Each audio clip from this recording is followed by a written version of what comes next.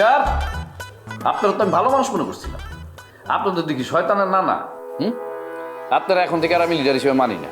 আপনি জানেন না আমি যে অন্যায় সহ্য করতে পারি না। তুই যা যা যা, বাইরে যা, বাইরে যা। আমি কোনো রাজনৈতিক আলাপ করতে এই জায়গায় আসি নাই।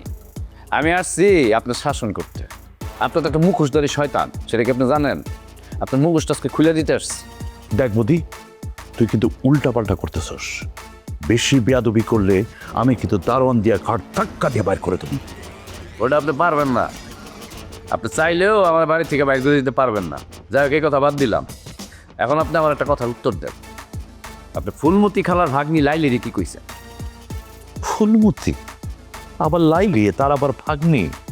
দেখ, এই সমস্ত ভাগ্নি ফাগ্নি নিয়ে দেখার সময় আমার নাই। আমার কি কাজ করব নাই? আপনার তো আসলে কোনো কাজকর্ম নাই। আপনার যা আছে জীবনে সব তো অপকর্ম, সেটা আপনি জানেন না। আর লাইলি আপনাকে বাসায় আসছিল আপনার ভাগ্নির কাছে কাপড় চোপড় বিক্রি করার জন্য। আর যখনই আপনি দেখছেন লাইলি একা, তখনই আপনি কি করছেন?